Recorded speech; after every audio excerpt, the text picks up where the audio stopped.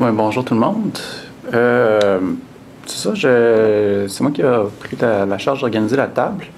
J'ai travaillé un petit peu sur les nouvelles technologies cet été dans une recherche qui était sur l'utilisation des nouvelles technologies en relation avec la grève étudiante, principalement autour de Facebook. Je vais y revenir tout à l'heure un peu plus en détail. J'ai imaginé la table ronde un peu comme Nigel Bartley, qui avait écrit L'anthropologue en déroute, où est-ce que l'idée, c'est où est-ce qu'on parle des phénomènes puis du terrain un peu. Tiens, Caro, elle arrive justement. Oui, salut Caroline. Où est-ce qu'on parle des expériences concrètes des chercheurs puis des chercheuses. Puis, par la suite, on construit à partir de ces expériences-là. On pourra avoir des interventions aussi de la part de votre part. Il y a à peu près 4 questions. J'estime qu'on va faire à peu près 25 minutes par question. On pourra y aller une question à la fois, puis échanger, voir si vous avez des questions. N'hésitez pas à intervenir. En gros, c'est une brève présentation des participants, des participantes, les expériences de recherche de chacun puis de chacune. Ensuite, la plus grande surprise ou la plus grande découverte qui a été faite sur les terrains respectifs de nos différentes expériences. Finalement, après ça, on va aller avec les avantages, les désavantages, puis les pièges à éviter dans la recherche en ligne. Puis, à la fin, s'il nous reste encore du temps, je vais passer à une question plus large sur comment saisir théoriquement le changement en changement. Donc, les nouvelles technologies, c'est un milieu qui change beaucoup.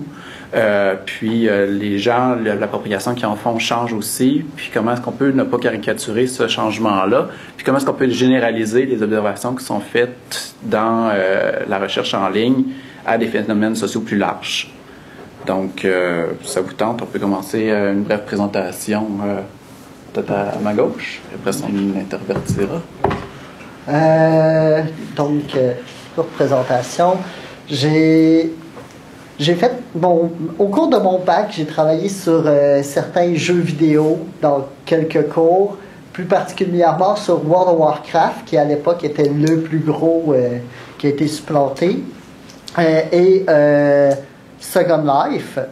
Pour la maîtrise, j'ai travaillé sur les communautés en ligne de Berbacar, donc les gens qui promouvoient le sexe non protégé entre hommes, délibérément et consciemment non protégés. En ce moment, je travaille entre les deux sur les gay geeks, donc les individus qui sont à la fois gays, à la fois geeks et doivent jongler entre ces deux cultures-là qui sont souvent contradictoires. Et pour ce faire, se créent en ligne et hors ligne des milieux à eux qui sont à la fois gays, puis aucun des deux en même temps. Et à travers ça, j'ai exploré aussi d'autres communautés comme les furries ou la pornographie alternative, voire même militante gay, l'utilisation des forums dans des jeux de rôle, grandeur nature, d'autres petites choses comme ça. Veux-tu aller, Madeleine? Moi, je travaille depuis j'ai envie de dire depuis toujours. En fait, j'ai commencé à m'intéresser aux échanges en ligne. J'étais étudiante ici au CELAT et j'étais à la maîtrise et j'avais fait un séminaire gradué avec Bougoumil Yevtiviki, puis Jocelyn Letourneau c'était le séminaire du CELAT. Et il nous avait fait un séminaire sur la mondialisation. Ça devait être comme en 95 ou 96. Et puis, à cette époque-là, autour de la mondialisation, il y avait plein de discours où, en gros, on disait Internet qui était, en fait, qui venait d'être ouvert au domaine public ou qui allait être ouvert au domaine public. On disait Internet est comme la chose qui va contribuer à rendre effective la mondialisation dans la vie quotidienne du monde ordinaire. Et on avait l'idée que avec Internet, on allait pouvoir, du bout du monde, entre en contact avec des gens du bout du monde et que là, l'espace allait complètement disparaître et que c'était fini l'espace. Et dans le cadre de ce séminaire où j'étais, comme étudiante, vraiment ben intimidée par Bogumil et puis par Jocelyn, ils faisaient des choses qui me semblaient très compliquées. Il y avait presque rien que des étudiants au doctorat dans ce séminaire. Je devais être la seule étudiante de maîtrise, puis j'étais vraiment intimidée, vraiment. J'avais cherché quoi faire et comme j'étais branchée, que je maîtrisais déjà un peu les outils, j'avais eu l'idée de travailler sur le rapport à l'espace des internautes dans un canal IRC, un canal de chat, pour, en fin de compte, tout mon propos était, parce que je connaissais, j'étais déjà familière avec la chose, de montrer que finalement, contrairement à ce qu'on imaginait, dans les espaces de chat, il y avait effectivement du monde d'un peu partout qui se parlait, mais qu'ils étaient tous sauf affranchis de l'espace puis de la culture, et puis finalement que tout indiquait qu'il n'allait pas se passer ce qu'un paquet de monde nous annonçait. Et j'avais fait ce travail-là, toujours avec le sentiment que mon travail était descriptif, empirique, et ne serait pas à la hauteur des choses, des travaux théoriques vachement brillants que faisaient mes collègues. Et donc, je craignais le jugement des profs dans le séminaire. Puis Jocelyn Letourneau avait eu mon travail dans lequel il y avait en fait toutes sortes d'extraits de terrain complètement surréaliste, notamment d'un Français qui s'ostinait avec un Québécois sur un canal de chat IRC et qui, à un moment donné, faisait une translittération de l'accent québécois à l'écrit pour que le Français puisse pas le comprendre. Puis un autre Québécois qui, pour se montrer solidaire avec le premier, avait répondu au Français qui était en train de dire vous êtes une gang de sauvages, puis vous savez pas écrire ou je sais pas quoi, en écrivant en way, la petite la petite jument du refrain de folklore québécois. Et puis je soumets ça au prof en me disant qu'il allait trouver ça pas très sérieux. Et 2 jours après, je croise Jocelyn Letourneau au CELAP. J'étais assistante de recherche, puis Jocelyn me regarde, puis me dit « Madeleine, j'ai vraiment pas aimé votre travail. » Puis là, j'avais l'impression que j'allais mourir là. En fait, j'allais rentrer dans le plancher. Il faisait une blague, il avait beaucoup aimé mon travail, et puis ils étaient super enthousiastes. Et après ça, Bogumil m'a embauché pour continuer à travailler sur cette question-là. Et c'est comme ça que, de fil en aiguille, j'ai fini par faire ma thèse. Mais je vous raconte cette histoire-là parce que ça commence ici, en fait. Et dans cette salle-ci, avec le séminaire du CELAT, j'ai passé, sinon, en gros, pas mal les 15 dernières années à travailler sur les communautés en ligne de toutes sortes. Oui, moi, mon expérience avec la communauté en ligne s'inscrit dans un projet que Madeleine mène. En fait, c'est sur les communautés de pratiques marginales. Puis moi, je me suis intéressée dans le cadre de ce projet-là à une communauté, un forum de discussion en ligne où des personnes transgenres, transsexuelles interagissent. Ils se disent donc F2M ou F2X, ça veut dire Female to Male ou Female to X. Puis, dans le fond, c'est un genre indéterminé.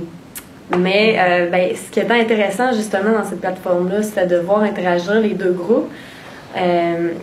On aura l'occasion d'en reparler, mais le médium rendait d'autant plus évident les mécanismes de négociation de normes entre deux groupes qui ont du mal finalement à trouver un lieu commun pour fédérer puis pour donner une identité qui rallierait tout le monde finalement pour décrire la communauté du forum. Puis ça passait dans cette communauté-là par la modération. Dans chaque plateforme de discussion en ligne, il y a souvent des modérateurs qui sont là pour gérer les débordements, etc. Puis en tout cas, ce que Madeleine t'observait, je pense, c'est que dans la plupart des forums, on choisissait un peu la non-intervention, finalement. Puis ce qui caractérisait cette plateforme-là, du côté de la modération, c'était qu'il y avait une présence très, très importante des modérateurs qui interagissent puis qui régissent les interventions. Puis au fond, ce qu'on se rendait compte, c'était que... donc devant l'incapacité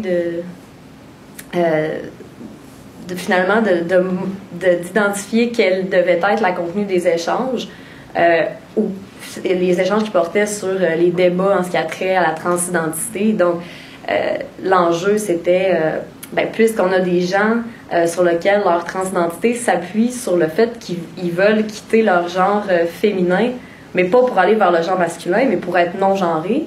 Et puis qu'il y en a d'autres que leur but, c'est de passer du genre féminin, mais de maîtriser tous les attributs de la performance du genre pour s'approprier un genre masculin. Alors là, on est devant deux missions qui sont difficiles à réconcilier. Donc, pendant que les uns discutent de comment bien réussir son passing, donc comment bien se faire reconnaître en tant qu'homme, comment marcher, comment parler, comment agir, là, ça passe de toutes les sphères d'activité. Les autres vont avoir un discours qui va être critique, qui va finalement revendiquer à quelque part de ne pas appartenir à un genre ou l'autre, de pouvoir rester dans le neutre. Puis ce qu'on voyait avec le médium aussi, c'était le mécanisme par le langage qu'il utilisait. Donc, puis là, puisque la langue française permet pas des pronoms neutres, ben là, on voyait qu'il se masculinisait quand même. Donc, il utilisait les pronoms masculins. C'était pour s'éloigner à quelque part du genre féminin. Mais puis on voit au fil de... Ce qu'on voit dans les récits, c'est qu'au fil de la progression dans le parcours, il va y avoir l'utilisation de la langue au neutre au départ, puis qu'au fur et à mesure, dans un parcours, dans un cas où la personne transite d'un genre à l'autre, ben là, après ça, il va y avoir l'emploi du masculin. Donc, ça rend visible, puis d'autant plus facile à étudier le médium de communauté en ligne. Ça a été ce projet-là. Puis, dans le cadre de mon mémoire, je travaille sur une communauté de pratique marginale qui fait du BDSM, donc bandage, discipline, domination, soumission et sadomasochisme. Puis, il y a une plateforme en ligne là, qui serait l'équivalent de Facebook, mais pour la communauté BDSM. Puis, c'est ça. Ça rend d'autant plus évident le discours dominant. Donc, puisque c'est pas une communauté, c'est une communauté que je dois intégrer, puis je dois essayer de comprendre quels sont les discours qui se veulent hégémoniques là-dedans. Puis, le nombre de likes, le nombre de publications qui sont aimées par la communauté rend cette immersion-là, disons, la facilite. Donc, c'est ça. Tu parlais de tes expériences de recherche, Madeleine? Des expériences de recherche? Oui. C'est quoi la question? Qu'est-ce que j'ai fait comme c'est expérience la deuxième de recherche? présentation des participants. Oui, en fait, comment dire, je pourrais en faire une longue liste parce que j'ai fait plusieurs terrains en ligne, mais dans le cadre de ma thèse, j'ai travaillé sur une communauté de chat IRC auprès de laquelle j'ai fait à la fois un terrain de travail d'observation participante d'enquête en ligne, des entrevues individuelles. Je me suis promenée pour rencontrer les gens qui étaient des habitués de cette communauté, qui étaient des gens, en fait, qui avaient en commun d'être au Québec ou d'avoir un lien avec le Québec, d'être des Québécois, des adultes québécois, c'est à peu près tout, c'était du monde de partout. Et donc, je me suis promenée pour faire des entrevues individuelles avec ce monde-là, également de l'observation participante dans les rencontres de groupe parce qu'il y en avait. Ensuite, j'ai commencé à m'intéresser à d'autres types de communautés. En fait, ce qu'il faut dire, c'est que il y avait ceci de particulier des communautés en question, comme à l'époque d'IRC, que les gens se rencontraient hors d'Internet, en fait, qui prolongeaient hors d'Internet les liens développés en ligne. Après, je me suis intéressée aux rencontres amoureuses qui ont été la continuité, en fin de compte, d'IRC, ce qu'on faisait avec les sites comme compagnie.com, match.com, Réseau Contact. Et là aussi, évidemment, la rencontre en face-à-face était toujours l'aboutissement ou l'objectif. Les gens qui s'inscrivent sur compagnie.com ou match.com, habituellement, ils veulent rencontrer, ils veulent pas se rendre à l'échange en ligne. Et donc, partant de ça, après, j'ai voulu m'intéresser à des liens qui demeuraient, en fin de compte, qui n'étaient pas appelés à dépasser le contexte électronique. Et je me suis intéressée, dans ce cadre-là, aux communautés de pratique, ce qu'on appelle les communautés de pratique et communautés de pratique marginales, c'est-à-dire les espaces dans lesquels se regroupent les liens que développent ensemble des gens qui se retrouvent autour d'une même identité, d'une même pratique, d'un même ensemble de pratiques ou d'une même condition, le plus souvent marginale. Donc, j'ai fait enquête auprès d'une communauté de joueurs de poker qui étaient des apprentis professionnels, des joueurs qui, aspiraient à gagner leur vie du jeu. J'ai fait autant un travail d'enquête en ligne, encore une fois, que des entrevues hors d'Internet. Je me suis intéressée à une communauté de couturières amateurs après les trans, et je travaille depuis plus d'un an maintenant sur un projet de recherche que je mène avec 2 collègues du centre d'études, un projet qui est commandité par le centre d'études sur les médias que je mène avec Nicole Galland de l'INRS puis Guillaume Latscotot en communication ici, qui porte sur l'utilisation des médias sociaux et de Facebook pendant la grève étudiante. C'est là-dessus que Pierre-Élie a travaillé. En gros, la commande du Centre d'études sur les médias. Le Centre d'études sur les médias veut savoir qu'est-ce que ça change dans le rapport à l'information, la production de l'information et la circulation de l'information, l'utilisation des médias sociaux. Et on a pris le cas de la grève étudiante comme cas, hein, oui. pour illustrer, mais Pierre-Élie connaît mieux que moi le terrain, parce que c'est lui qui a fait le terrain, il faut que je vais m'en parler, c'est toi qui vas en parler. C'est intéressant. La collecte de données se faisait en 2 volets sur le terrain.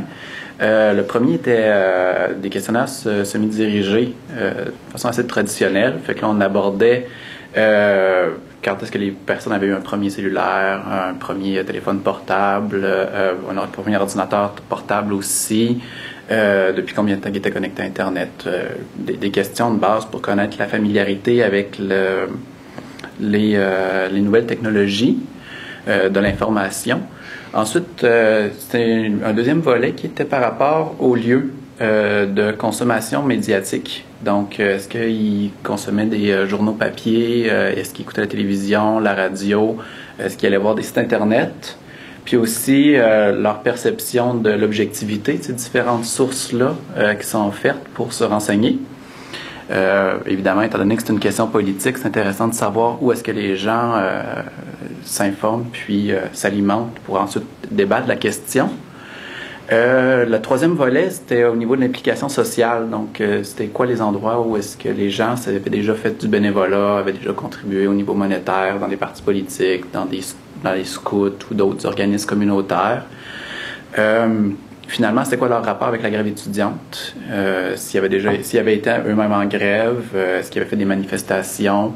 C'était quoi l'implication, ou quand c'est des personnes plus vieilles aussi, parce que l'entrevue est intéressante, la structuration de l'échantillon est intéressante dans le sens où il y avait la moitié de l'échantillon que c'est des jeunes qui avaient été en grève, puis là on allait chercher des gens autant à gauche qu'à droite, puis après ça il y avait un quart de l'échantillon qui étaient des jeunes qui n'étaient pas aux études pendant la grève étudiante, puis un autre quart que c'était des adultes, donc des gens de plus de 30 ans qui étaient, à part, je pense, un cas, tous des gens qui n'étaient pas non plus en grève, mais des gens qui avaient une solidarité face à la grève ou une certaine hostilité. Puis l'idée, c'était de voir après ça, en ligne, comment ces gens-là avaient échangé. Ce qui nous apporte au deuxième volet de l'enquête, qui était probablement, qui était plus axé nouvelles technologies, au niveau de la méthode, où est-ce qu'on a utilisé un programme qui s'appelle Camtasia, qui sert à filmer tout ce qu'on fait sur un écran d'ordinateur, puis aussi ce que les gens disent pendant que sur l'écran. C'est beaucoup utilisé par des geeks qui présentent un nouveau programme ou un mode d'utilisation. Mais là, on allait filmer la page Facebook du compte des gens, puis on allait visiter certaines dates, des dates avant, pendant, puis après la grève étudiante, histoire de leur demander, cette personne-là, quel lien tu as avec, vous êtes en train de débattre de ceci ou de cela, est-ce que vous vous connaissez depuis longtemps? Est-ce que vous commentez souvent les mêmes posts? Est-ce que vous voyez dans la vraie vie aussi? Donc, c'était vraiment intéressant. Puis, dans Facebook, il y a une fonctionnalité de l'historique qui nous permet de remonter jusqu'au tout début de la création du compte événement par événement. Les gens peuvent, chaque like est comptabilisé par la page, chaque commentaire est comptabilisé, puis après ça, on peut retourner dans l'archivage, voir les différents commentaires, voir les différents partages qui ont été faits d'informations aussi. En fait, peut-être, Pierre-Élie, ce qu'il faut dire, parce que tout le monde connaît Facebook certainement, mais il est probable que vous ne connaissez pas ou mal les fonctionnalités de l'historique Facebook. Parce que quand on parle de l'historique, les gens ont toujours l'impression qu'on parle du mur, en fin de compte. Là, hein. C'est comme ça qu'on dit, le mur, le journal, la timeline de Facebook, alors qu'en fait, on a Facebook produit un enregistrement systématique d'absolument tout ce qu'on like, tout ce qu'on délike et les amis qu'on supprime. Les amis qu'on supprime, d'absolument tout ce qu'on fait. Et on a accès soi-même à son propre historique, mais la plupart des gens ne savent pas où ils se trouvent, en fin de compte, ne savent pas comment faire. Et c'est avec ça qu'on a travaillé, en fait, le travail sur l'historique. Oui, excuse-moi. Ah, c'est bon. Ouais. Tu passes la parole sur toi? Non, ça ressemblait à peu près à ça, comme terrain. C'était vraiment intéressant de voir que les gens, ils redécouvraient ce qu'ils avaient fait dans le passé au fur et à mesure qu'on reculait dans le temps, parce qu'on partait d'une date assez proche.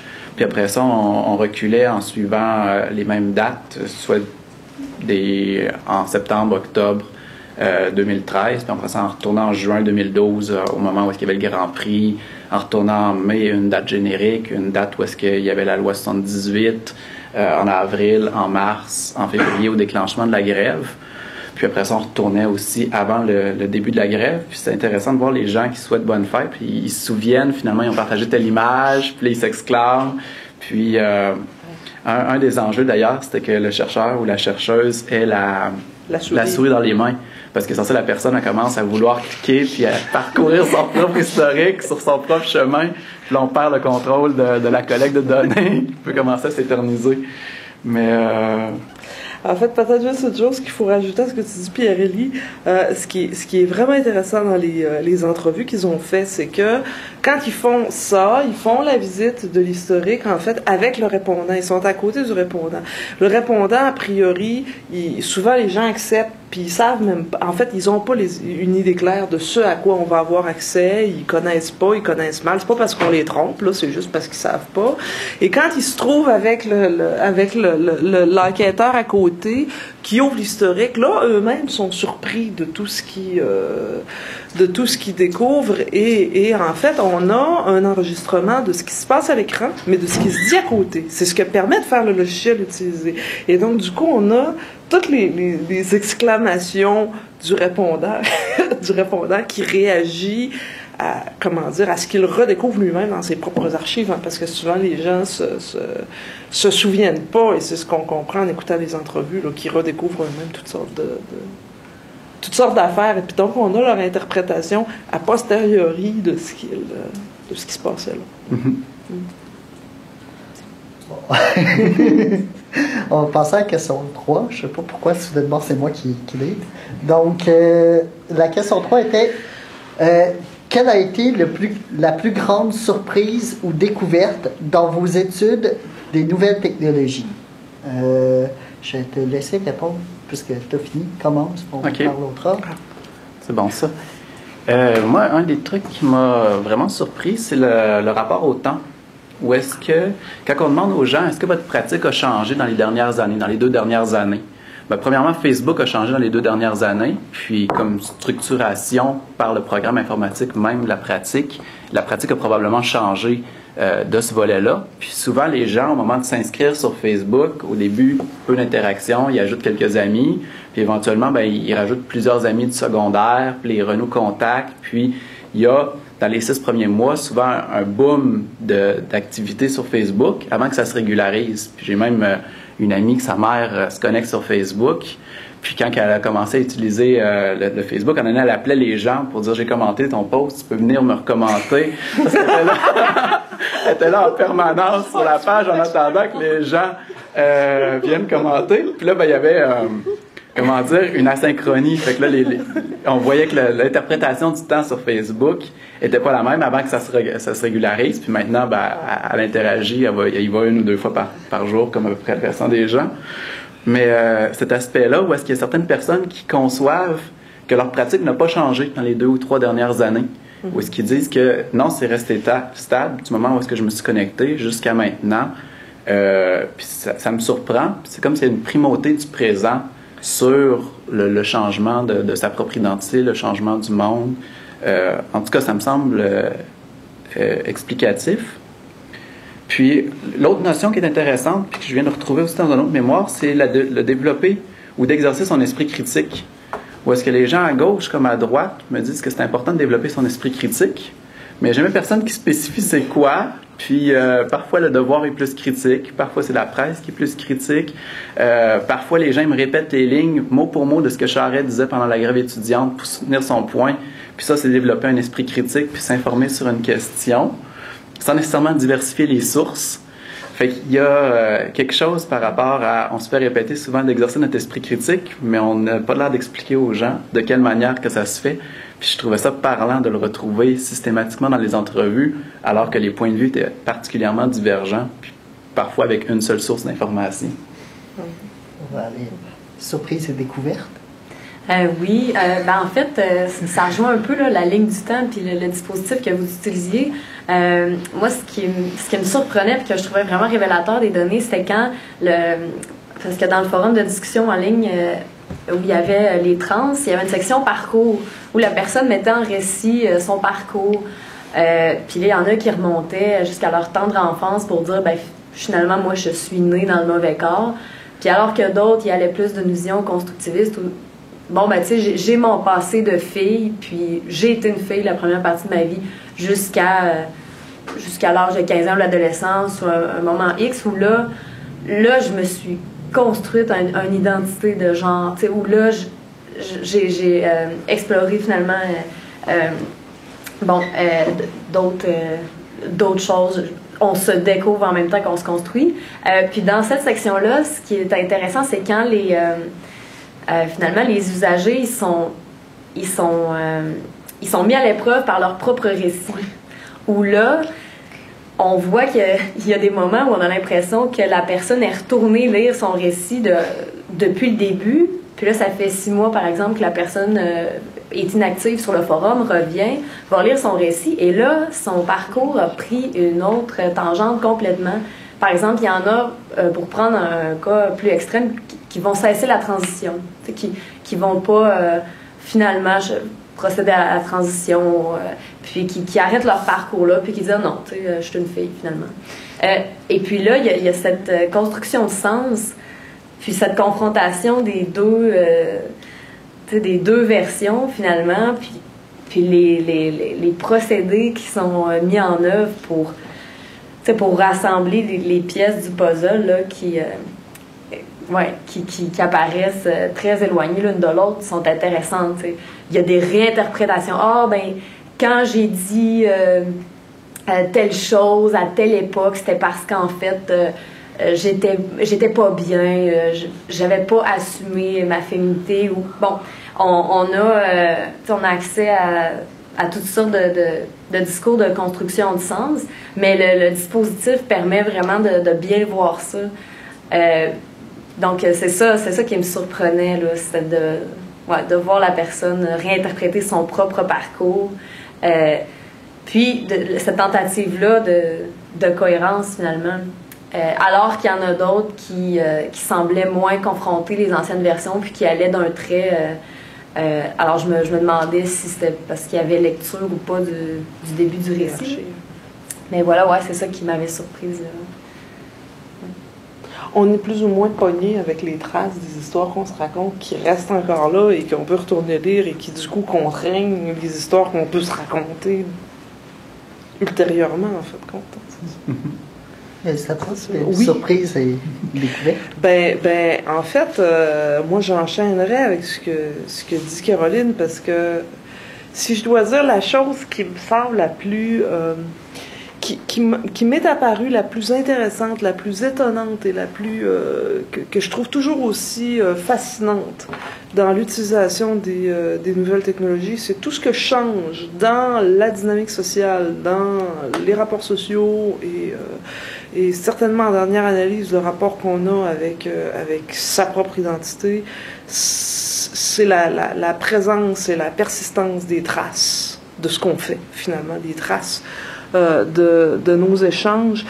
Dans l'enquête que j'avais faite dans le cadre de ma thèse, dans une communauté IRC, une communauté de chat, il y avait comme ça, en fait, des gens qui produisaient... L'échange se faisait en temps réel, et donc c'était différent d'un forum, parce que dans un forum, on peut retourner ou lire les vieux échanges, alors que le chat, en principe, c'est en temps réel, et donc il faut être branché pour voir ce qui se passe. Les gens produisaient des enregistrements des échanges et de ce qui se passait. On produisait des enregistrements systématiques d'à peu près tout.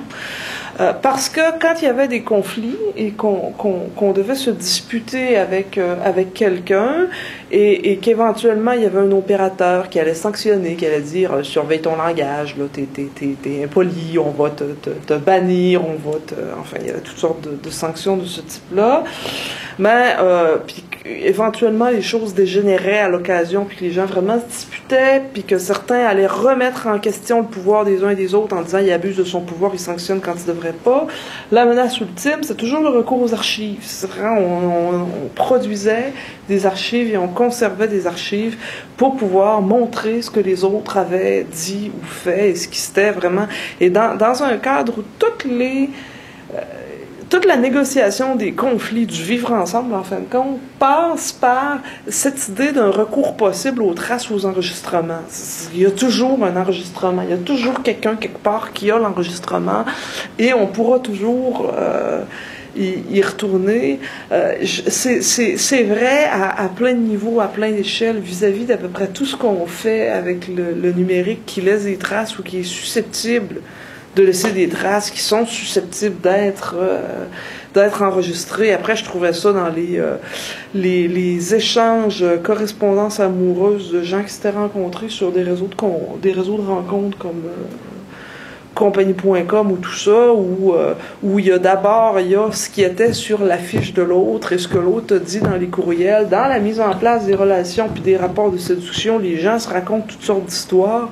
La version des histoires qui se racontent parfois évolue un petit peu. J'avais un répondant qui disait, comment dire, on va, j'aimais beaucoup la formule, il disait emmieuter la réalité.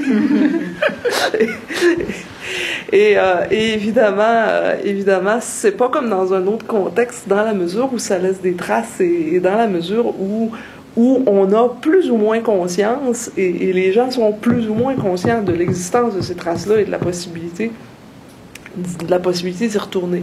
Mais dans les forums, dans la manière dont on négocie les disputes dans les communautés en ligne, c'est toujours là. C'est-à-dire que, non, j'ai pas voulu dire que, mais t'as dit exactement ça. Il y a toujours ce qui a été dit exactement. Dans la vie sociale, habituellement, on peut toujours faire comme si on n'avait pas dit exactement ça. On peut sincèrement ne pas se rappeler que c'est ça qu'on a dit ou pas s'être rendu compte de la façon dont on a dit les choses.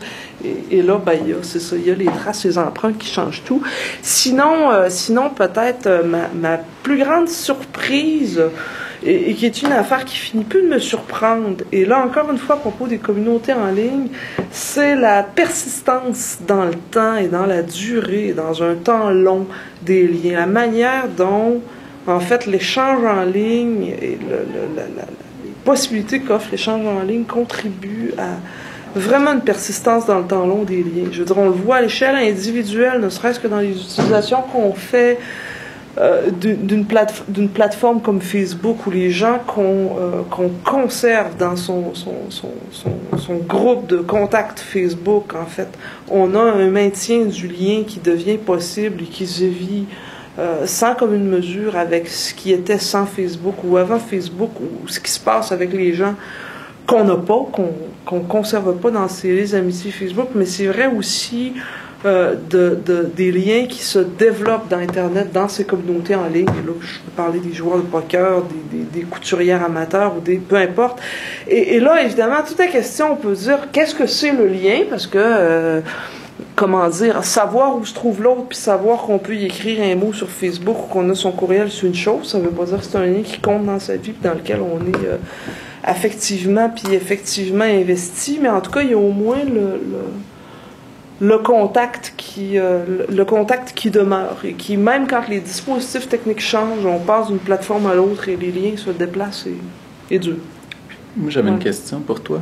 Est-ce qu'on pourrait penser une croissance de l'inertie de l'identité à ce niveau-là, autant dans la forme de la mise en récit qui s'archive dans les discussions en ligne, puis dans les contacts qui peuvent perdurer dans le temps malgré parfois une distanciation des personnes? En fait, c'est une question à laquelle j'aurais deux réponses complètement contradictoires. Je pense que il y a effectivement, il y a quelque chose qui dure, c'est-à-dire qu'il y a une difficulté à se réinventer. Puis là, je pense à ce que vivent par exemple les trans, auxquels Caroline, qui vont vraiment se reconstruire une histoire, une identité, qui vont, comment dire, réinterpréter ce qu'était leur expérience de genre avant la transition de genre. Dans un monde sans Internet et sans Facebook, où on pouvait, quand on changeait de sexe et de genre, changer d'école, de milieu de vie, avoir un nouveau cercle social et puis vraiment changer de peau, se réinventer, certainement que l'expérience aurait été ou serait d'une autre nature que quand on est enraciné avec ces 200 contacts sur Facebook qui t'ont connu dans l'autre sexe, qui t'ont connu dans tes expériences. Alors, bon, et peut-être que ça limite les histoires qu'on peut se raconter.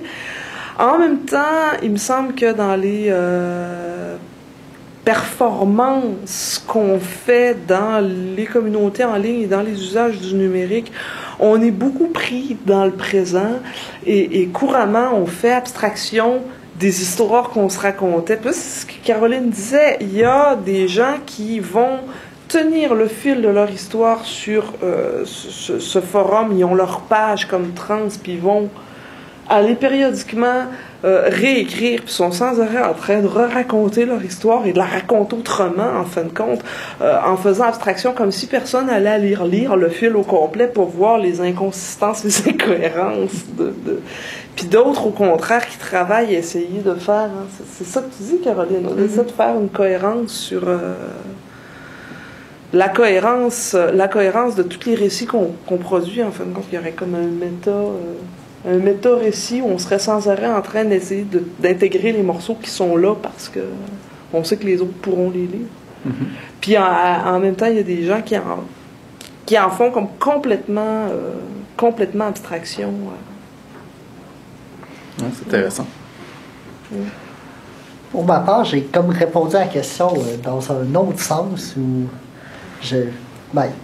disons, ma réponse est différente. Je n'ai pas pris la plus grande découverte ou surprise, mais plus la chose qui a été la plus marquante dans mon développement académique, c'est-à-dire la mort de la technophilie.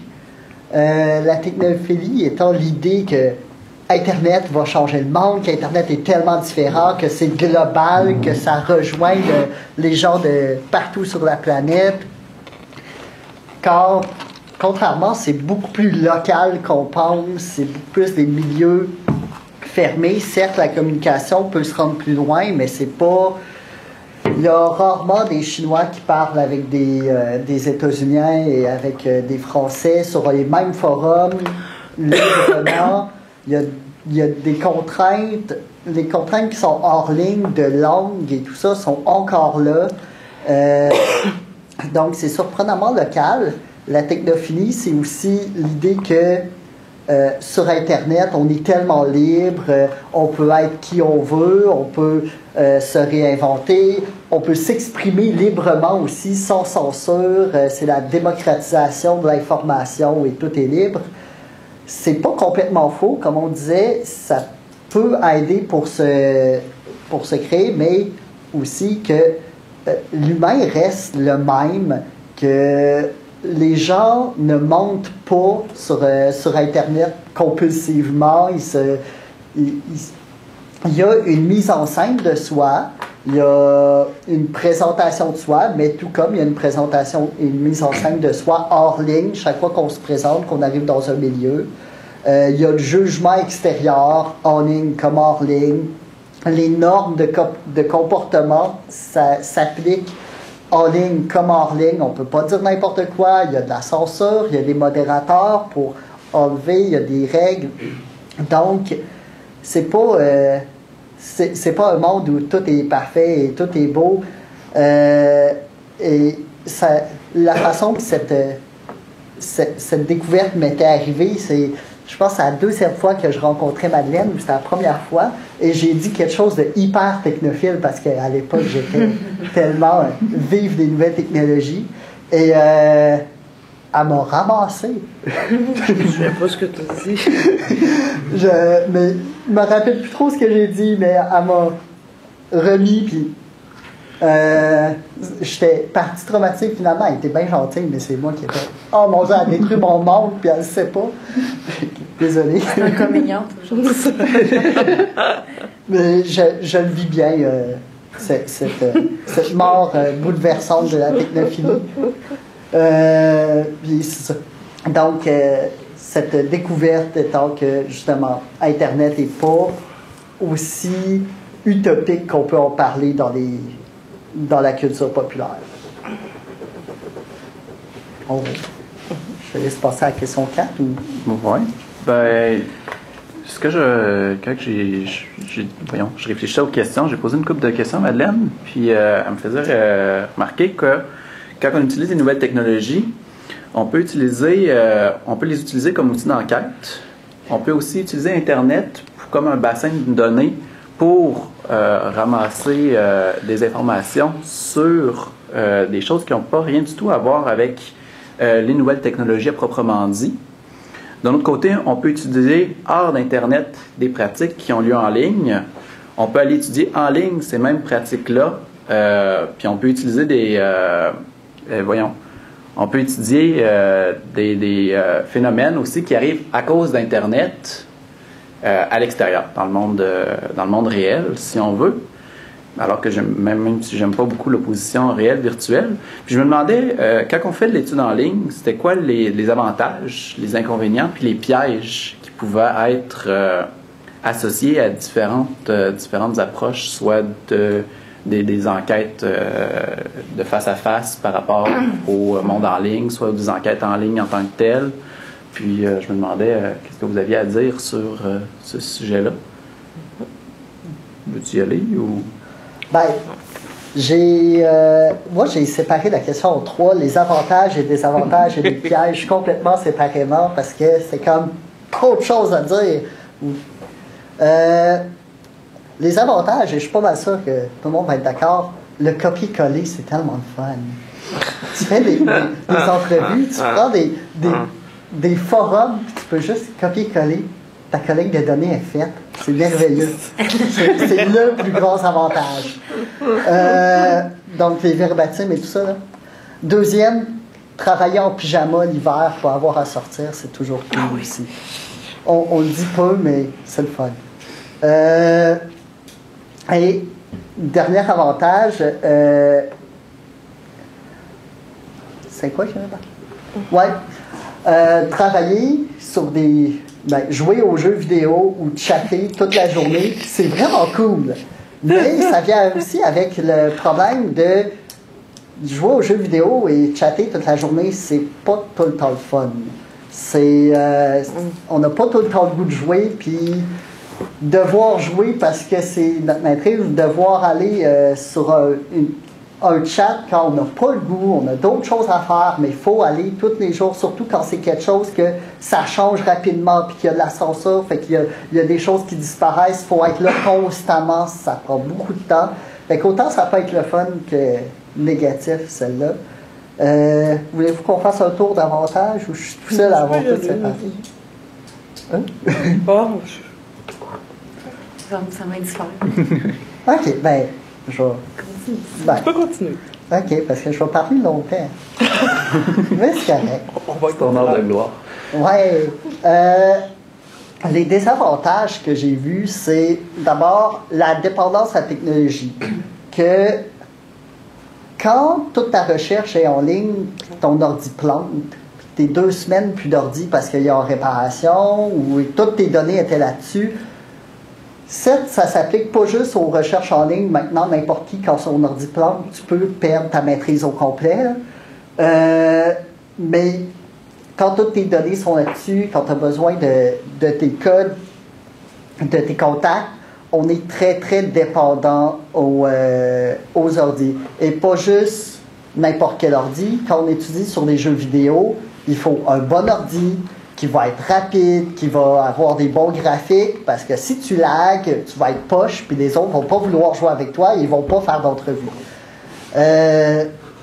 Et des fois, ça te demande même d'acheter une console, ça demande d'acheter des jeux, acheter des logiciels, ça peut être vraiment coûteux, contrairement à juste sortir au bar et faire des entrevues sur un poignet. Ouais, tu peux sortir au bar, mais contrairement à une entrevue en personne, ça peut être coûteux. Il faut une bonne connexion à Internet en tout temps. Il faut connaître les logiciels, les moyens d'enregistrement en ligne, comme on a mentionné déjà quelques logiciels, et entre autres que la plupart du monde ne connaissent pas toutes les fonctionnalités de Facebook. Ben, il faut les savoir. Il faut savoir tout comment ça marche, où aller, où cliquer, faire les bons clics. Puis, fait que ça demande une très bonne connaissance technique, autant des logiciels que des appareils qu'on utilise. Puis, à travers tout ça, il faut espérer que ton ordi ne plante pas à chaque seconde. Deuxième désavantage, et ça, c'est peut-être parce que j'ai travaillé plus sur les jeux vidéo, mais c'est très élitiste. Surtout des jeux vidéo, c'est un milieu où on voit beaucoup si vous lisez des articles et des livres sur les recherches sur les jeux vidéo, quand tu es bas niveau, le monde ne te parle pas. Si tu n'es pas un bon joueur, le monde ne te parle pas. Si ton bonhomme n'a pas une belle armure, le monde ne te parle pas. C'est super élitiste, il faut que tu sois un bon joueur. Et tu n'auras pas d'entrevue, tu n'auras rien.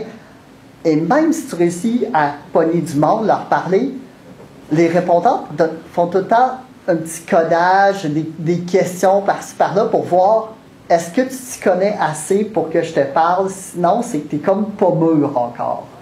Fait qu'on pense que, OK, ben je vais commencer mon terrain, puis je vais avoir des entrevues, puis ça prend un bon, je dirais minimum 2 mois, si on n'a jamais joué ou jamais été sur le forum ou tout ça, à juste se faire connaître, à monter de niveau, s'il y a des niveaux, ou à connaître les facettes du jeu, puis bien se placer. Donc, connaître le langage aussi. On va utiliser un langage très spécifique, un vocabulaire propre au jeu. Et ça marche même hors ligne. Et ici, je vais vous conter une anecdote. Quand j'ai travaillé sur les Gay Geeks, je me suis rendu compte qu'il y avait des rencontres de Gay Geeks à Montréal. Donc, c'est des gars et quelques filles qui se rencontrent dans un bar fétichiste underground où les TV qui ont des pornos d'habitude, ben, ils branchent des consoles, puis là, tu joues à toutes les consoles possibles. Tu as des Super Nintendo, des Xbox, tout ce qu'il peut y avoir. Donc là, j'étais super content, je me rends là. Personne ne voulait me parler. Fait que je me suis dit, je vais jouer. J'étais poche. Je jouais à un jeu, mais tout le monde jouait à ce jeu-là. C'était Smash Bros. J'étais pourri, et personne ne voulait me parler.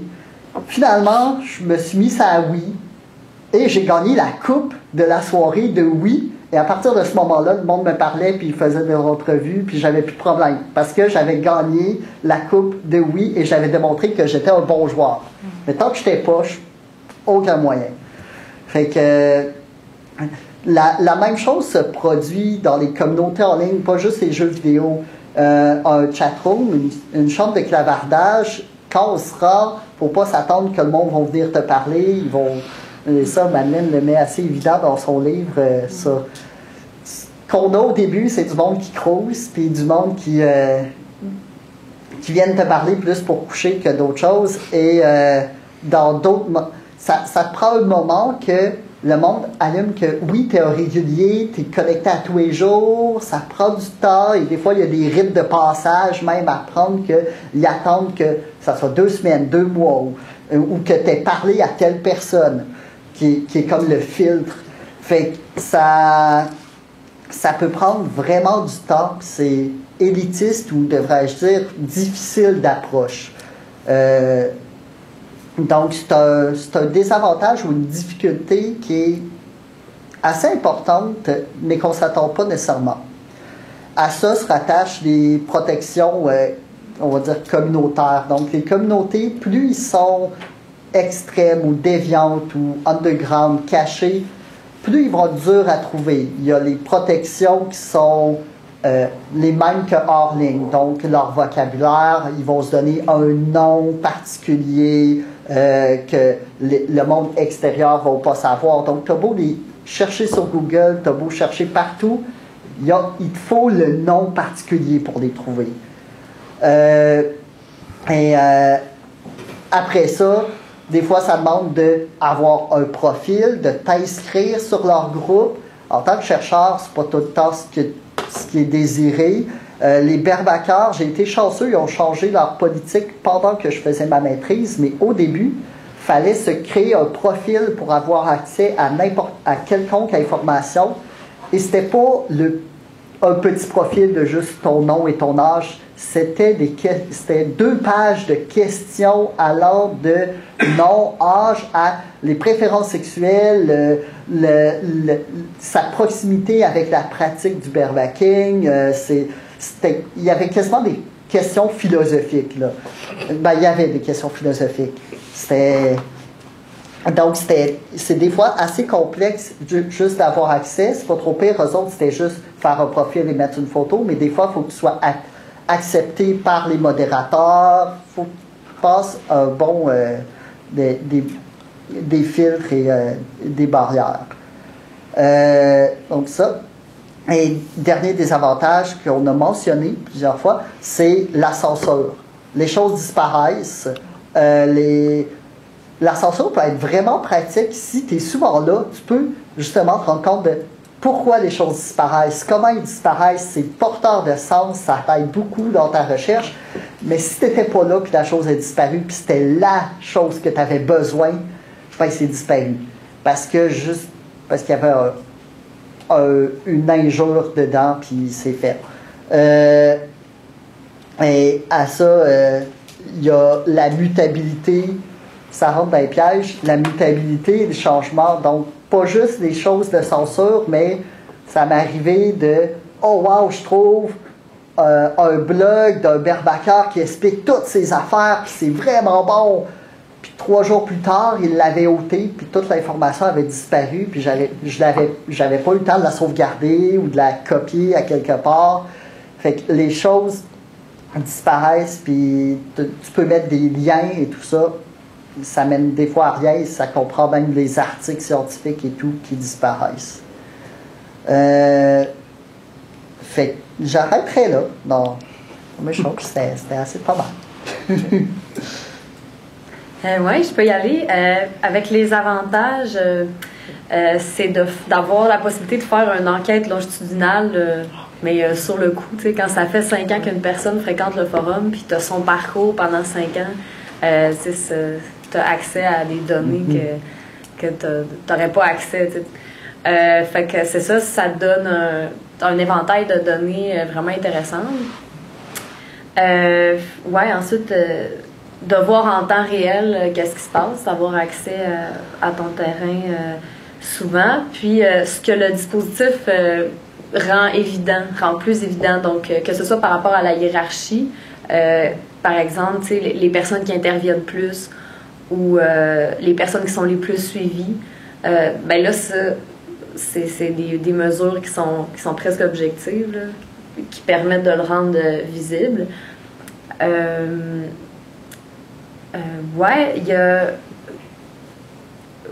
y aurait par contre peut-être un piège à éviter, je pense, c'est de prendre les données pour ce qu'elles sont, c'est-à-dire ça reste une mise en récit de soi.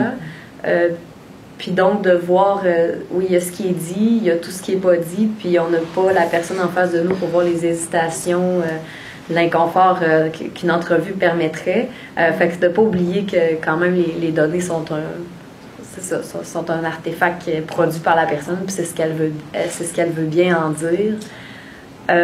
Puis il y a les rapports qu'on voit, les rapports entre les usagers d'un forum, par exemple, il y a ceux qu'on voit, mais il y a tout ce qui se passe dans la sphère privée, sur les messages personnels auxquels on n'a pas accès. Fait que de ne pas perdre ça de vue.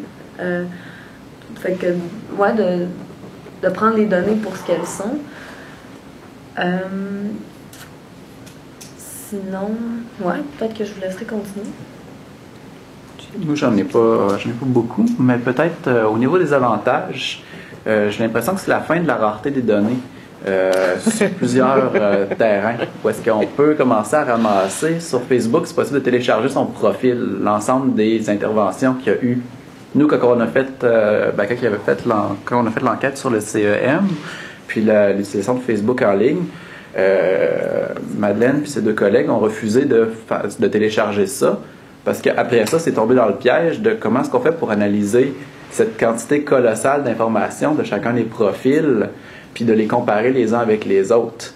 Donc, j'ai l'impression que d'un côté, c'est intéressant d'avoir une quantité d'informations qui est accessible, mais de l'autre, le défi de pouvoir traiter cette information-là, puis d'aller la sélectionner de manière judicieuse, c'est le piège, où est-ce qu'il ne faut pas devenir avare de collectionner cette quantité-là de données. J'ai l'impression. Au niveau des désavantages, il y a certains terrains qui peuvent mourir où est-ce que la technologie devient obsolète. Puis à ce moment-là, c'est périmé. Ouais, je peux enchaîner avec ce que tu dis parce que sur en fait, la question de la quantité de la collecte de données, ça renvoie l'opposition qu'on fait entre small data, big data. Hein. C'est-à-dire qu'on a la possibilité de travailler sur des données déjà numérisées, donc sur des masses de données absolument fabuleuses avec des outils de traitement qui sont nécessairement quantitatifs. Ça peut être intéressant, ça présente des limites. Il y a à Harvard une équipe de recherche qui a dépensé des fortunes pour faire une étude sur les utilisations de Twitter. Et cette recherche-là, je la cite toujours, est absolument exemplaire. C'est fabuleux comme affaire parce que l'équipe de chercheurs avait un budget extraordinaire. Ils ont analysé, processé, passé dans leur programme informatique plusieurs millions, c'est en centaines de millions de tweets, de trucs tweetés aux États-Unis pour finir par nous faire un article qui, en gros, nous dit que finalement les tweets témoignent, les contenus tweetés témoignent du fait que les Américains sont globalement beaucoup plus enthousiastes et de bonne humeur le vendredi après-midi que le lundi matin. Et bon, on se dit, bon, est-ce que vraiment on analyse 300 millions de tweets pour arriver à énoncer des vérités comme celle-là, et après, c'est fabuleux de pouvoir faire une base de données avec 500 millions de tweets, mais qu'est-ce qu'on fait avec ça? Qu'est-ce qu'on peut faire comme analyse? C'est quoi une limite, en fin de compte, des possibilités d'analyse qu'on a? Et c'est pour ça que dans ma pratique de recherche, je suis dans une lutte contre le big data, parce que, comme dit Nicolas, c'est facile de faire copy-paste, et en même temps, c'est un piège de penser, parce qu'on a plein de données, parce qu'on a 10 000 heures de chat IRC enregistrées sur son disque dur, qu'on a avancé dans la recherche. Je veux dire, on n'a pas avancé d'un iota, parce qu'après, il faut traiter tout ça, il faut faire sens de tout ça, il faut trouver quelque chose à dire de tout ça. On n'a pas pour autant les clés. Et c'est d'autant plus délicat quand on travaille sur des forums et des contenus d'échange dans des forums que quand on fait des entrevues de recherche et qu'on les transcrit, faire l'entrevue, on vit l'interaction comme chercheur avec quelqu'un. La transcrire, on passe une quinzaine d'heures seul en tête à tête avec le discours du répondant, à se le taper, à s'assommer dessus. Et vraiment, quand on a fait une entrevue puis qu'on l'a transcrit, on la possède. On sait ce qu'il y a dedans. Quand on a lu le forum puis copié le fichier, on le possède pas. Je veux dire, il reste encore autre chose à faire. Et donc, c'est vraiment c'est vraiment un piège. Sinon, je peux peut-être vous parler un peu des limites, des pièges ou des problèmes de la recherche en ligne, comme je les vois ou les comprends dans ma lecture des travaux des autres à partir de mes propres expériences d'enquête, hein, parce que, ça, pour revenir par exemple sur ce que disait Caroline, quand on fait l'enquête en ligne, on finit par se faire une certaine idée des personnes qui sont là, des participants, de ce que doit être leur profil social, de comment ils doivent être. Quand on les rencontre en entrevue, après, quand on poursuit la démarche et qu'on les rencontre hors d'Internet, en face à face, en entrevue, souvent on les découvre sous un autre angle, on découvre d'autres choses, on finit par les voir autrement. De la même manière que dans le terrain fait par Pierre Elie puis l'équipe de recherche pour le SEM, on a, Pierre Elie vous disait, 2 volets d'entrevue. On a une première partie d'entrevue qui est une entrevue tout à fait classique sur leur participation au mouvement étudiant, la manière dont ils s'informent, leur implication sociale. Pendant 1h30, ils répondent en parle, on écoute ça, on transcrit l'entrevue, on a une certaine idée de la personne. Et après, on a le volet dans lequel on fait la visite commentée de leurs archives Facebook, et là, on découvre le répondant sous un jour complètement différent, en fait. On découvre que, alors qu'on pensait avoir affaire à, je sais pas moi, une fille qui étudie en physiothérapie, puis qui a sa vie sociale de physiothérapeute, quand on passe dans ses archives Facebook, en fait, on découvre que toute sa vie tourne autour du mouvement scout, qu'elle est sans arrêt avec sa gang de scouts et d'animateurs scouts, et que vraiment, c'est le cœur de ses préoccupations, de ce qui l'occupe au quotidien, c'est ça. Puis, en fait, c'est que selon tout ça pour dire que selon là où on se trouve pour observer, on découvre les gens d'une manière complètement différente et sous un autre jour. Et quand on a un seul point de vue, c'est facile évidemment d'être dans l'illusion que tout ce qu'il y a à connaître, c'est ce qu'on voit. Alors que quand on pousse plus loin, on découvre autre chose. Un piège ou une limite importante qui est quelque chose de récurrent dans les travaux faits par des gens qui s'intéressent au numérique et de faire enquête, en fait, sur des liens, des pratiques, des usages, en s'attachant à un espace ou à une plateforme ou à un site ou à un... Puis souvent, par commodité, on va dire, bon, on veut faire, je sais pas, les démarches d'ethnographie en ligne sont extrêmement populaires. Dire, ben, si on veut décrire un ensemble de pratiques, on part d'un site, d'une plateforme, d'un forum. Alors que quand on fait l'enquête de terrain, qu'on pousse l'enquête de terrain, ce qu'on découvre, presque toujours, en fin de compte, c'est que on a affaire à des liens, et à des liens et des pratiques qui se déploient dans une pluralité d'espaces. Hein. Il y a ce qu'on peut voir dans un forum, mais il y a d'autres forums à côté, puis il y a les blogs, puis les pages personnelles des habitués du forum qui se connaissent entre eux, qui se lisent entre eux, qui se commentent sur leur blog, en plus de se parler dans le forum. Et en fait, pour comprendre ce qui se passe dans un espace, il faut souvent pouvoir voir ce qui se passe dans une pluralité d'espaces. Et ça, c'est une limite qui... souvent nous échappe. Après, bon, de s'imaginer que les données seront toujours là, Nicolas l'a souligné, alors que c'est pas toujours le cas.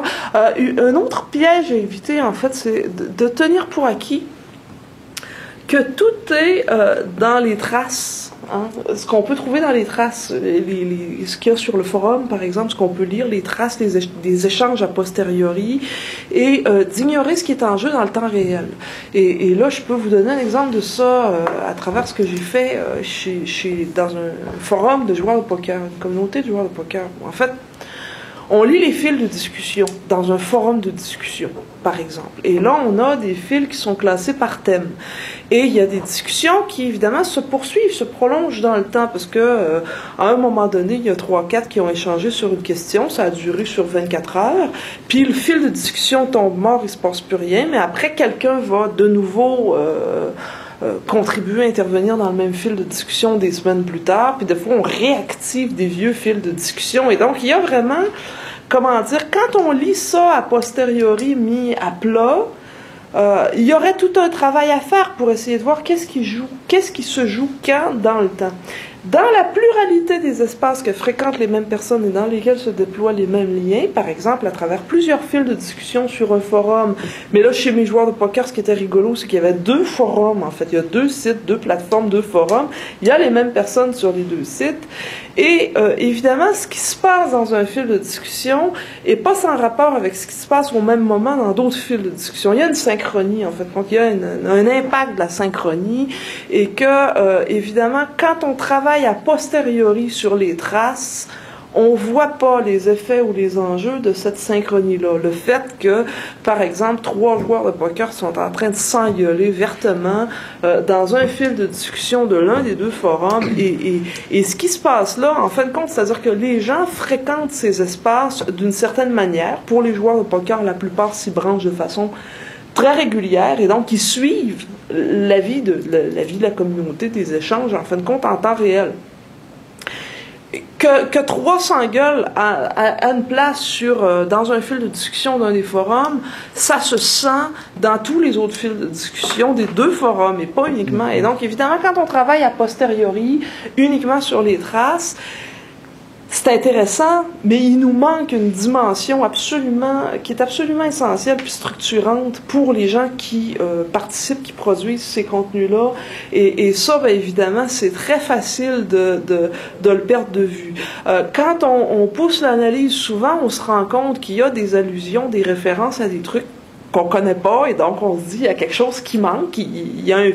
Mais évidemment, pour toutes les fois où on voit qu'il nous manque quelque chose, qui nous manque du sens, il y a aussi toutes les fois où il nous manque des choses, puis où on voit pas qu'il nous manque des choses, mais bref, il en manque pas moins. Donc ça, de pas voir l'écart qu'il y a entre le travail synchroniquement et le travail a posteriori, ça me semble être également un piège.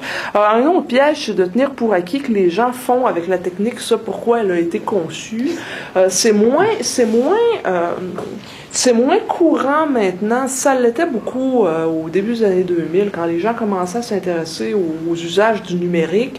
On allait rendre compte des possibilités des techniques et de ce qu'on en faisait en décrivant ce qu'on appelle les affordances, c'est-à-dire ce que permet le dispositif technique. Hein. Je peux pas envoyer de message avec ma brocheuse, c'est pas fait pour. En fait, le dispositif technique permet de faire certaines affaires, a été conçu pour faire certaines choses, on finit toujours par...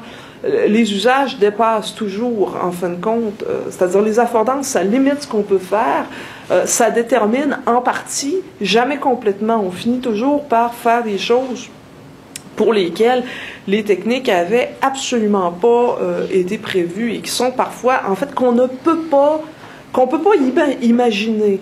Et donc, de tenir pour acquis que tout est dans le dispositif technique, que la technique va être déterminante de ce qu'on va en faire, c'est une erreur. Je peux vous donner l'exemple des utilisations du chat vocal.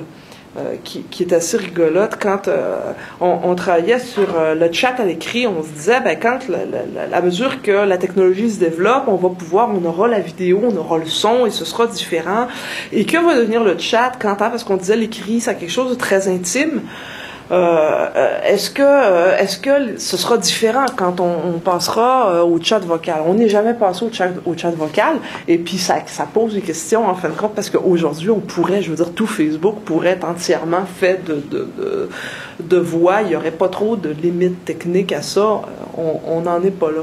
Et quand les premiers systèmes de chat vocal sont apparus, il y avait une plateforme qui s'appelait Paltalk, je pense que ça existe toujours, qui était fait pour le chat vocal. En fait, les gens étaient trop mal à l'aise pour se parler et se parlaient pas. Et donc, au lieu de se parler, ils se mettaient de la musique et puis ils écoutaient de la musique ensemble. Et ils écoutaient de la musique d'une manière complètement hallucinante, qui apparaît comme complètement déroutante a priori, qui était en gros, c'est mon tour d'avoir le micro et donc de mettre de la musique pour la gang. Je choisis un MP3 sur ma machine, je fais play, puis je mets le micro en avant de la caisse de son, avec tout ce que ça implique de distorsion, puis de guérichement, de bruit de fond, avec une qualité sonore absolument pourrie, mais on allait être ensemble à 12 ou à 14 à écouter la même tune en même temps, et on utilisait parce que le chat vocal venait avec une option chat clavier. En fait, on pouvait se parler au clavier pendant que quelqu'un parlait au micro, mais on parlait pas au micro, on mettait de la musique. Et comme le trip était d'écouter de la musique ensemble pour être avec les autres, les gens pratiquaient ce qu'ils appelaient la danse en ligne, qui consistait à s'échanger des lignes de caractères au rythme de la musique et à faire en sorte que leurs lignes de caractères, je sais pas, moi je fais des V, toi tu fais des S, puis là moi j'envoie une ligne de V, une ligne de S, une ligne de V, une ligne de S, et donc pour danser ensemble, il fallait tenir le rythme et faire en sorte que, par exemple, moi j'allais danser avec toi et puis Nicolas avec Caroline, et donc il fallait que mes V et tes S se suivent et que leur M et leur Y se suivent sans qu'on se coupe les uns. Jamais personne qui a conçu le chat vocal aurait pu imaginer une affaire comme celle-là. C'est complètement, je veux dire, c'est extrêmement révélateur de nos rapports à la technique. Mais bref, tout ça pour dire que c'est un exemple qui est caricatural parce qu'il est absolument extrême, mais que les utilisations qu'on fait, bref, qu'on ne peut pas s'en tenir à une compréhension des affordances et des possibilités de la plateforme pour comprendre ce que les gens vont en faire. Et peut-être pour finir, j'enfoncerai le clou de Nicolas. Le plus grand piège, je pense, de la recherche en ligne, c'est de s'imaginer, de tenir pour acquis que faire le terrain puis intégrer un univers social, ça va être plus facile en ligne qu'ailleurs. S'imaginer qu'intégrer une communauté puis s'y faire accepter va être plus facile là qu'ailleurs. C'est pas plus difficile qu'ailleurs, c'est pas toujours juste une affaire de maîtrise de la technique, il y a d'autres dimensions. Mais c'est certainement pas plus difficile qu'ailleurs, mais c'est pas plus facile. Puis on s'est tellement imaginé que ça allait être plus facile, que les liens allaient être éphémères, insignifiants, qu'on allait arriver là puis dire bonjour, je suis chercheur, et puis que ça allait être comme allez hop, ça allait être réglé dans le temps de le dire, que c'est cette illusion-là, en fait, qui a fait en sorte qu'on s'est apparu beaucoup plus difficile qu'il me semble.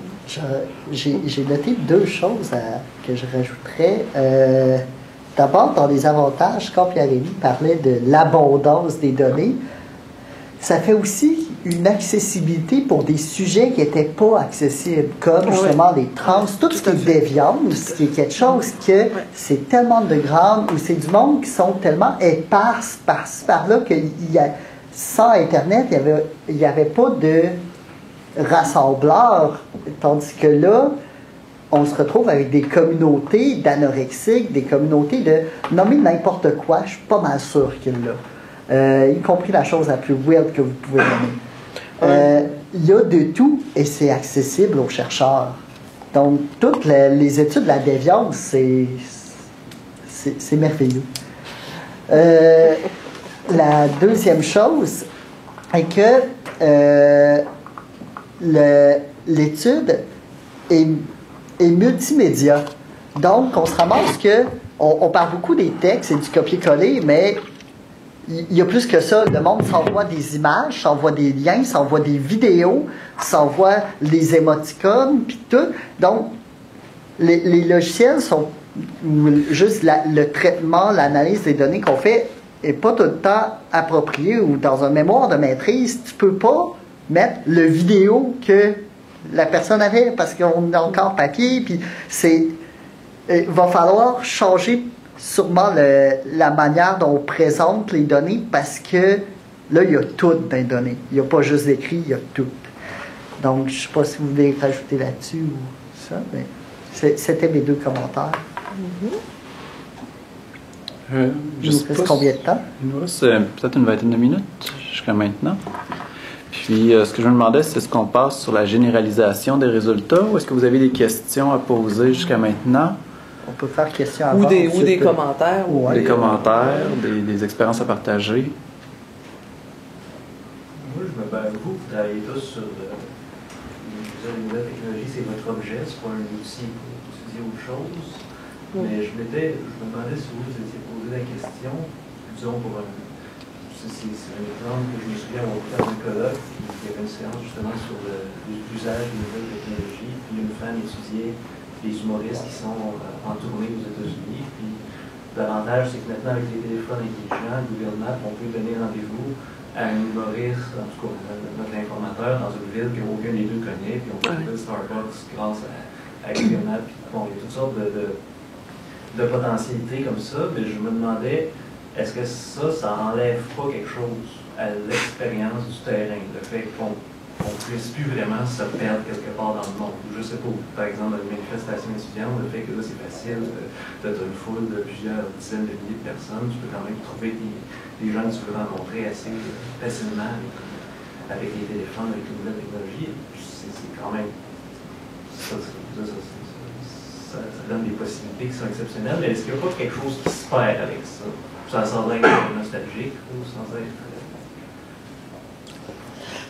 Moi, je sais pas. J'ai en tête, quand tu parles de ça, de quelque chose qui se perd, quelque chose qui est de l'ordre de l'improvisation dans le terrain. Tu sais, je vais aller dans ma manif, puis je vais parler un peu à n'importe qui, puis je vais, tu sais, en espérant finir par trouver quelqu'un avec qui je vais pouvoir faire une entrevue, ou je sais pas quoi, ou quelque chose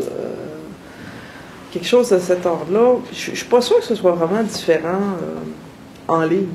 C'est-à-dire ça, cette espèce de tâtonnement, d'abord dans la recherche des participants, tu sais, l'espèce de tâtonnement puis tout ça, mais à part que, évidemment, puis là c'est vrai, peu importe sur quoi on travaille, qu'on vit dans un monde où les technologies changent notre rapport à l'espace, puis au temps puis à l'espace, puis que évidemment c'est vrai, quelqu'un qui, bon, peu importe dans quelle situation on pourra, tu sais, en s'envoyant des SMS, se trouver dans une ville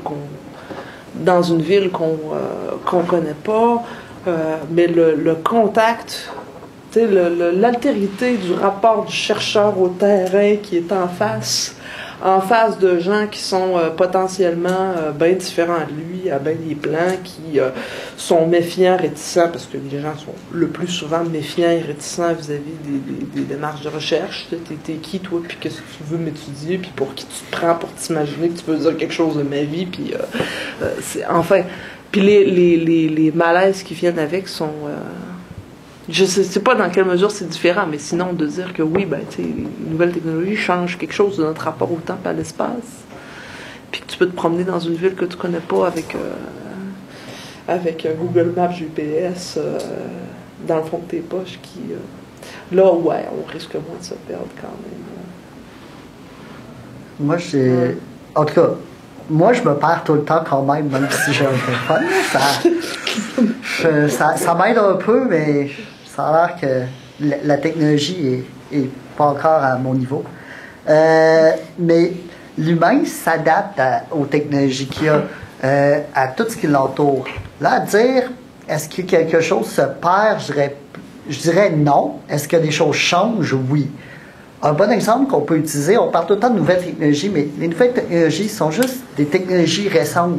L'écriture est une technologie qui a révolutionné le monde. Est-ce que maintenant, le monde, que tout le monde sait lire, tout le monde sait écrire, en majorité, on va dire, est-ce que ça change les choses? Oui. Le fait que tu peux laisser une note à quelqu'un, tu n'es plus obligé d'attendre pour lui dire oralement, pouvoir passer des articles scientifiques et puis avoir à faire de débats.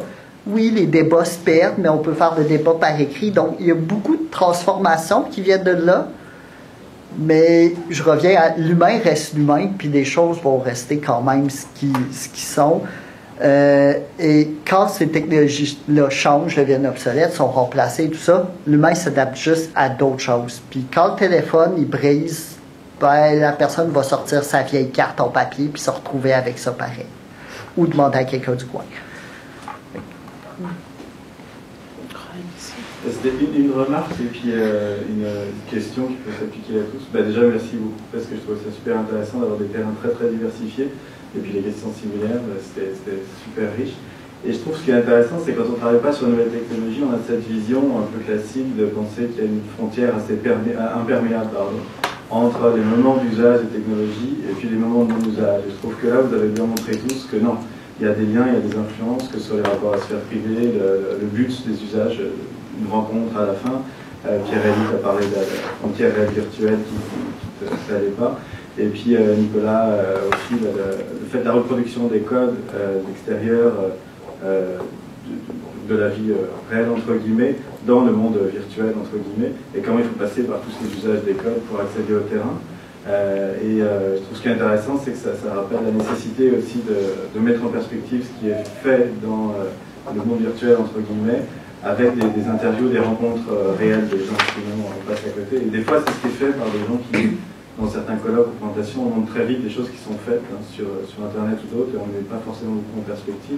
Donc là, je trouvais que c'était super intéressant à ce niveau-là. Et du coup, ma question rebondit sur un peu ce qu'a fait Nicolas par rapport à la méthode, et puis ce que tu disais, Madeleine, sur la fin, c'est qu'on rencontre en fait les mêmes enjeux de méthode quand on rentre dans le terrain, l'usage des nouvelles technologies, comme on en a dans des recherches de terrain classiques. Et du coup, comment est-ce que vous y êtes pris en termes de méthode? Parce que les questions classiques qu'on pose à des gens qui commencent du terrain, c'est comment est-ce qu'on se présente? Et puis on arrive en disant, ouais, il y a des enjeux éthiques, etc., plein de choses. Et puis là, comment ça se passe quand vous arrivez dans le terrain? Est-ce que Nicolas est un peu revenu dessus, mais comment est-ce que vous vous présentez ou pas aux gens? Est-ce que c'est tout de suite? Parce que je pensais au début, Thierry en fait est revenu en disant, sur l'usage historique de Facebook, ouais, on est assis à côté du répondant puis il le monde, donc t'es pas tout seul en train de filmer le truc, mais quelles sont les limites aussi d'enjeux éthiques, d'avoir accès aux données des gens, etc. Enfin, c'est un peu vague, mais c'est des questions de méthodologie. S'il y a un ou deux points que chacun vous pourriez revenir sur la présentation, le rapport du chercheur au répondant, en fait. Parce qu'il y a des enjeux et puis des difficultés qui sont c'est intéressant pour voir. Tout à fait. Ah, ben moi, j'ai mon terrain, en fait, je me présente dans des soirées. Je fais l'alternance entre le terrain, finalement, hors ligne, puis en ligne. Puis le médium, ça s'appelle FetLife, la plateforme qui est similaire à Facebook. Puis ce qui est intéressant, c'est que la première fois, puis là, c'est assez anecdotique parce qu'évidemment, je me présente dans une soirée sadomasochisme. Fait que là, puis j'ai comble de malheur, je tombe sur le party d'Halloween. Fait que là, il fallait que je me déguise. Bon, fait que là, je parle les détails de ma recherche de déguisement. Mais finalement, j'ai fait une pré-enquête avant. Je me suis dit, oh mon Dieu, tu sais, je peux pas arriver là comme ça, tout bonnement. Puis finalement, ben, bon, ça s'est beaucoup dédramatisé quand j'ai vu, c'est des gens qui se rencontrent dans un bar puis qui prennent un verre, là, ils sont pas constamment, c'est pas, on arrive là, tout le monde est nu, et puis, tu sais, c'est... Bon, mais bon, j'avais déjà un imaginaire quand même qui s'est vite, qui a vite été modifié, mais la première chose qu'on m'a demandé quand je suis arrivée, c'est quoi ton nom? Puis là, moi, je dis mon nom, Caroline. Non, mais ton nom FetLife. Oh. Et là, j'avais pas de compte FetLife à l'époque, alors j'ai inventé un nom. Et après, ça a été compliqué parce que là, ce nom-là était déjà pris. Alors là, il a fallu que je mette 4 majuscules, 8 chiffres pour que ça concorde, mais pour pouvoir retracer les gens. Mais ça suppose que la communauté, le terrain d'études dont je me sers pour recruter des gens, pour faire des entrevues, je le vois comme une méthode de recrutement. Après, ça deviendrait compliqué, dans mon cas, de partager qui est la communauté à l'étude, puis qui sont ceux et celles qui savent que moi je suis chercheur, ou ceux et celles qui pensent que je suis une adepte de BDSM, puis qui ils voient mon profil, ils viennent me parler. Là, quand est-ce que je prends le temps d'expliquer à tout le monde qu'est-ce que je fais là, les raisons pour lesquelles je suis là, ou quand est-ce que, finalement, ça se règle puisque ma méthode, c'est une technique de recrutement.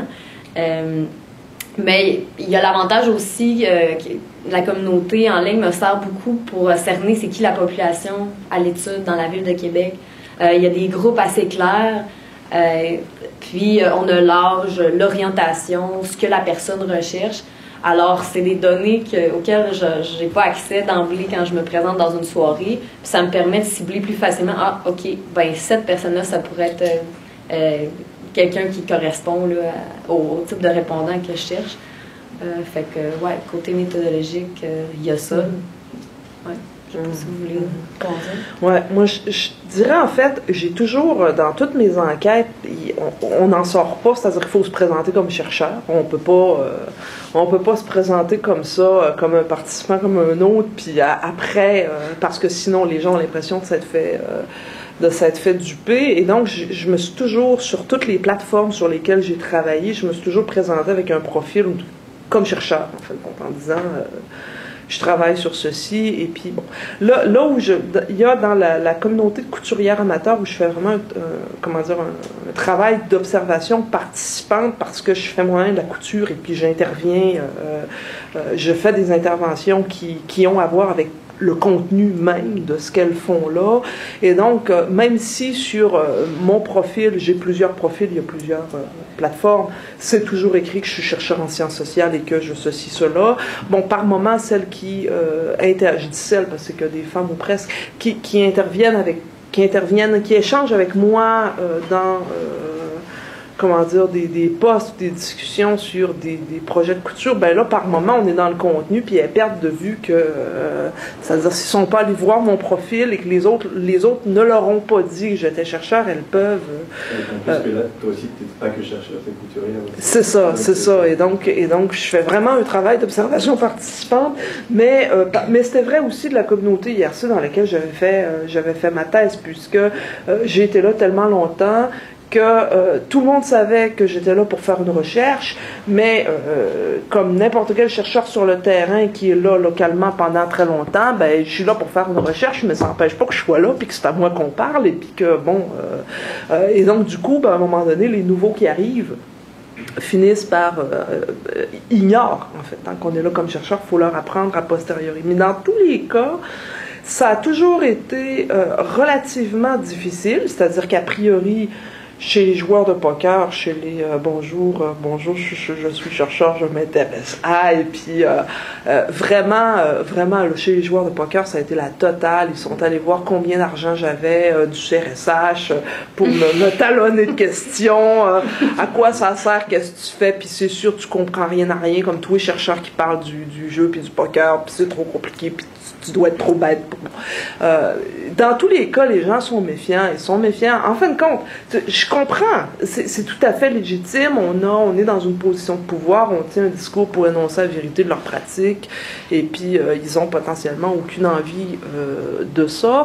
Dans la mesure où on travaille sur des échanges qui sont publics et qui sont librement accessibles à n'importe qui, on peut considérer, on n'est pas en train de faire des entrevues avec quelqu'un, on travaille sur des contenus publics. Et donc, là, les règles éthiques actuelles, peut-être qu'elles changeront, mais les règles éthiques actuelles prévoient qu'on n'a pas à demander la permission pour travailler sur des contenus librement accessibles dans Internet. C'est autre chose à partir du moment où il faut un mot de passe, créer un profil, mais quand on travaille sur des contenus d'échange dans un forum, en principe, ça va.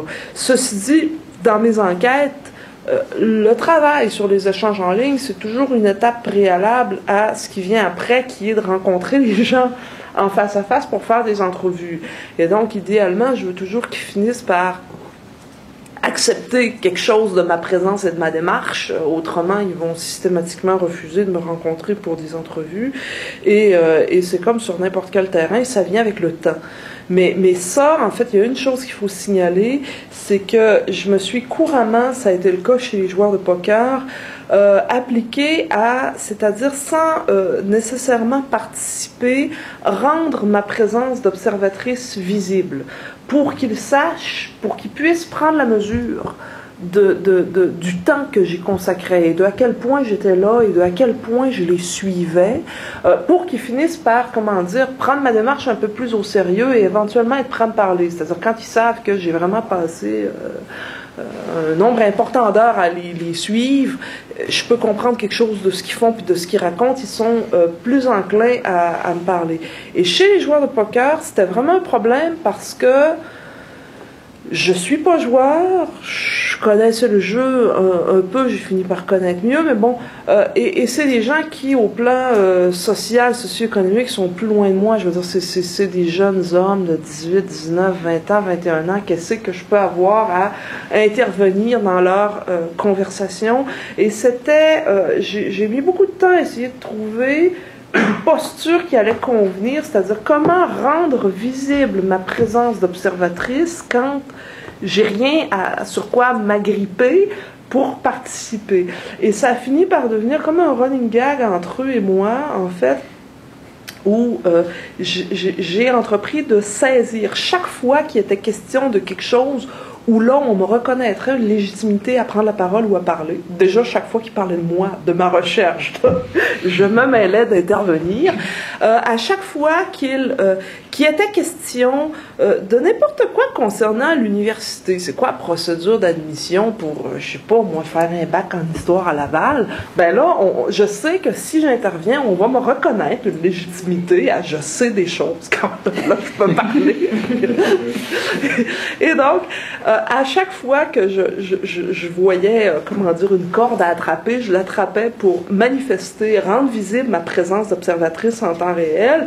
Et ils ont fini, comment dire, par s'habituer à ma présence au point, à l'occasion, de me solliciter pour dire « Hey, j'ai reçu une invitation à participer à un sondage sur le gambling, va donc voir le questionnaire, puis qu'est-ce que t'en penses? » Et là, c'était drôle, parce que j'avais cette espèce de... Mais, bref, tout ça pour dire que c'est pas vraiment différent d'ailleurs. Mais ça, c'est un enjeu, rendre visible sa présence comme observateur, c'est... ouais.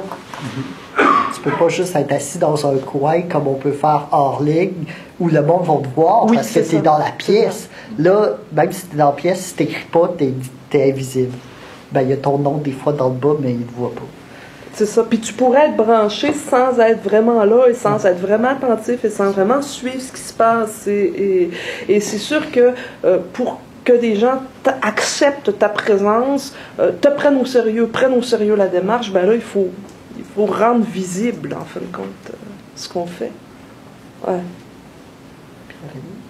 Oui, je sais, au niveau du CEM, l'enquête sur Facebook, il y avait un enjeu parce que les murs sont semi-privés, au sens où est-ce que tu peux restreindre l'accessibilité à tes albums photos, à toi-même, à quelques amis, à l'ensemble de tes amis. La même chose pour les autres publications. Puis, maintenant, avec Google, c'est quand même facile de rentrer un échange, puis que ça sorte par la suite.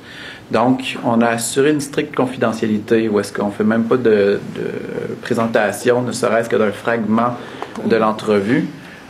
Puis, ce qui était réfléchi, c'est de monter 4-5 faux comptes Facebook qui interviendront ensemble pour faire une mise en scène, pour faire des conférences par la suite, mais pas présenter les données qu'on saisit. Puis de la même manière aussi, il fallait rassurer les gens puis leur dire qu'on restait dans ce domaine-là semi-privé, semi-public, où est-ce qu'on n'allait pas aller consulter leurs messages privés qui te tiennent de personne à personne. Donc, ça permettait à ce moment-là de les rassurer sur l'accessibilité qu'on permettait ou l'imperméabilité du monde de la recherche par rapport au restant de la société qui pourrait par la suite vouloir valider certaines choses. Puis de l'autre côté, ben, ils gardaient quand même une partie de leur vie privée pour eux-mêmes ou pour elles-mêmes. Donc, c'est comme ça qu'on a réussi à négocier. Le recrutement s'est fait beaucoup par Facebook, envoyer des messages, contacter des amis d'amis, des amis d'amis d'amis.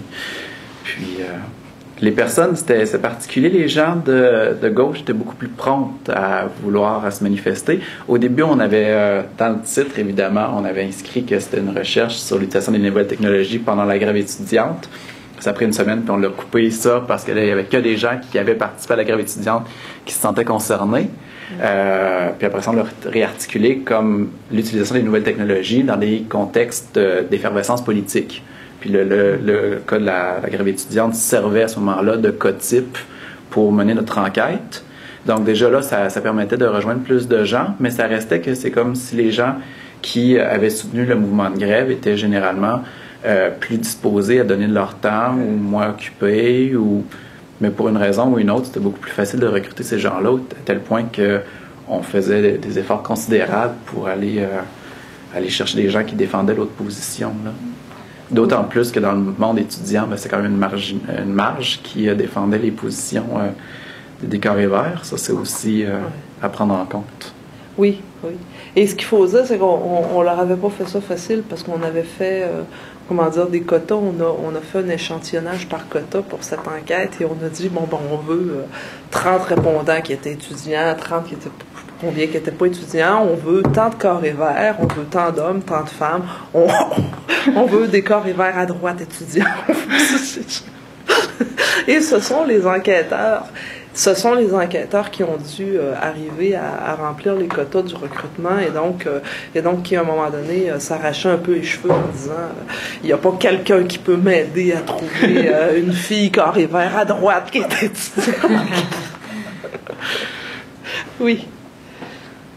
Moi, je rajouterais juste que je reverrais la question, dans le fond, qu'on a parlé de l'importance hors ligne, en ligne, et comment, dans nos méthodologies, dans nos méthodes, finalement, on utilise tous le hors ligne. Mais l'inverse est vrai aussi, c'est que maintenant, les nouvelles technologies d'information et de communication sont tellement omniprésentes que, à mon sens, peu importe ce qu'on étudie, si on ne regarde pas ce qui se passe en ligne sur le sujet, et ça comprend en anthropologie, tu as beau étudier des Maasai, n'importe quelle tribu la plus reculée, ils ont toutes maintenant leur cellulaire, ils ont toutes accès à de la technologie, des fois même plus avancée qu'ici, en tout cas pour des cellulaires et autres choses comme ça. La technologie fait aussi partie de leur vie. Internet, ils savent c'est quoi, et ils sont des fois sur Internet aussi, même souvent. Donc, étudier une réalité sociale aujourd'hui sans regarder ce qu'il y a sur Internet, c'est se couper de beaucoup, et c'est selon moi une méthodologie qui a des lacunes parce qu'il manque beaucoup. Donc, même si nous on regarde le hors-ligne, il faut toujours regarder le hors-ligne. Mon apport. Bon, très bien. Merci. Hein. Merci. Merci beaucoup. Merci beaucoup. Merci. Ouais.